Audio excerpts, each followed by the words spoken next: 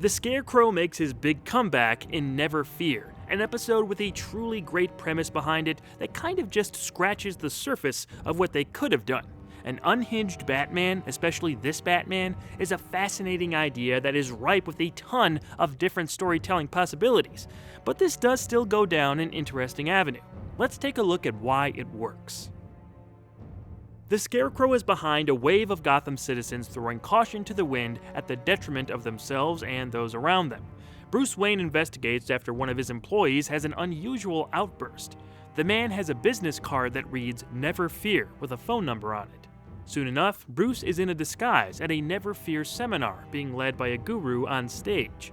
He sneaks into a back room where he discovers mysterious canisters locked inside a cabinet. Before he can look into it further, Bruce is knocked out from behind by the Scarecrow. He awakens at a local zoo surrounded by crocodiles, where Scarecrow shoots him with an anti-fear toxin. Now without inhibitions, Bruce dives into the croc water and is pulled under as Scarecrow leaves.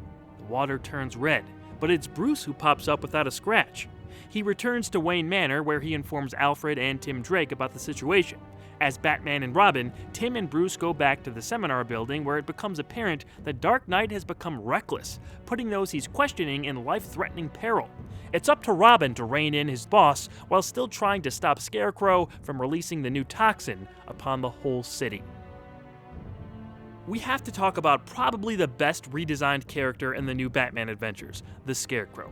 My goodness, is that a badass new look. I've talked on Batmay before about the numerous redesigns the character got in Batman the Animated Series. They were mostly small details, like adding hay hair and such, but they took Crane back to the drawing board here and came up with the best design he's ever had, in my opinion. That is one bad guy who can match Batman's visual intimidation factor. The dark clothes, cane, and shadows covering most of his masked face are great.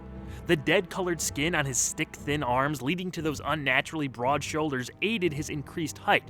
But man, the scariest thing about this guy is the actual noose around his neck. This is likely another example of Kids WB letting the creative team present more threatening images, because I can't see this design going over well at Fox Kids. Paul Dini would say in Batman Animated that they loved this look so much that they decided to never show Jonathan Crane out of costume again. They weren't even sure if they wanted to have a face under the mask anymore. Along with the new, more frightening musical cue, the changes for Scarecrow kept on coming. Henry Pollock II was replaced as the voice of the character with the more menacing-sounding Jeffrey Combs. He had an eerie calmness to his line readings that increased the uneasy atmosphere Scarecrow created. Scared you, didn't I? Combs only voiced Crane for this episode, but would go on to play the Question in Justice League Unlimited. Speaking of unsettling aspects from this installment, they really showed all that blood in the crocodile enclosure.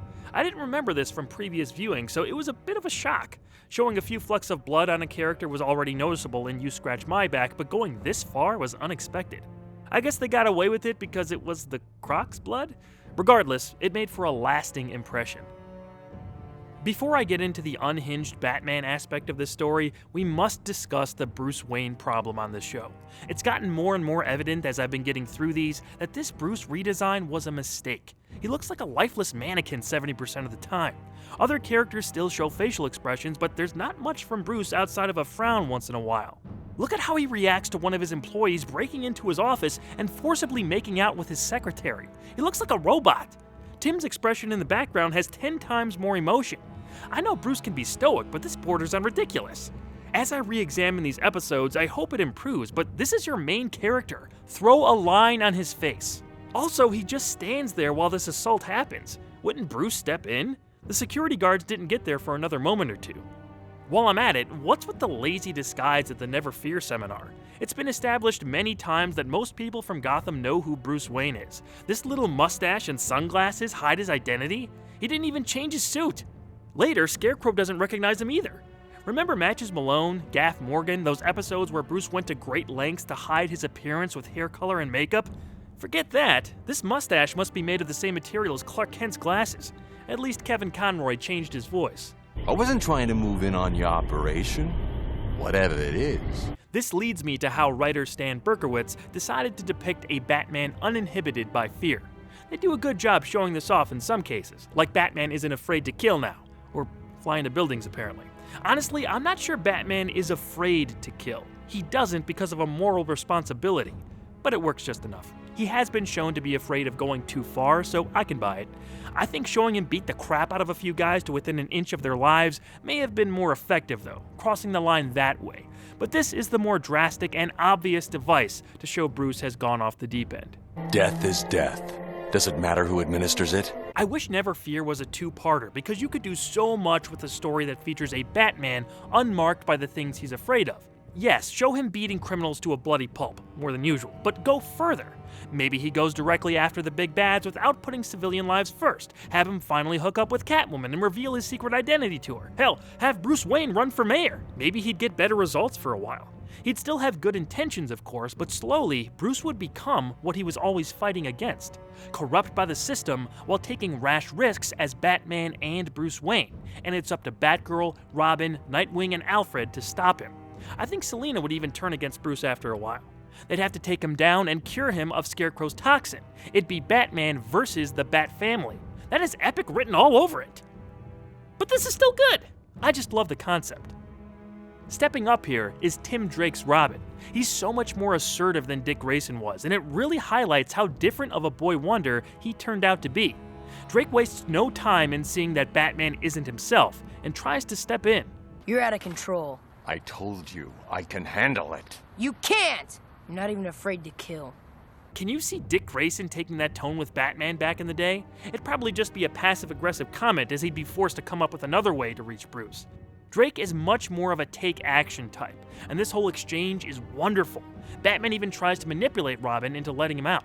I've got to stop the Scarecrow. I can help you. I know him. But Don't worry.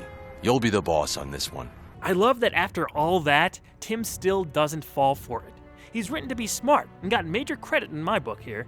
Untie me, you little... Untie me! Following Batman nearly killing the Guru, Robin leaves the Caped Crusader behind so he can go after Scarecrow without racking up casualties.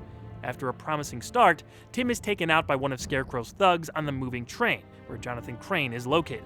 It takes him a bit, but Batman eventually joins the party and is no longer pulling his punches. He smashes his way through to Scarecrow, where he damages the train controls, sending the locomotive barreling toward a cliff. Batman doesn't seem to care, as he chokes the life out of the former professor. Robin is able to break his restraints and shoots Batman with the no-fear toxin's antidote Scarecrow had. Regaining his self-control, Batman jumps off the train with Crane in tow, just after Robin makes a similar leap. They then haul the Master of Fear off to the authorities as the sun rises on Gotham City. it's kind of scary. A little fear's a good thing. Strong stuff here. The animation by TMS had a few standout moments, and similarly, one-time TNBA director Kenji Hakazaki pulled off some great-looking visual compositions. The slightly twisted Batman theme from Shirley Walker also built up the threat of this unbalanced Batman. Shoot him! I'd recommend it. Maybe it's not what it could have been, but for what it is, Never Fear is pretty great. So don't be afraid. Give it a watch or rewatch anytime.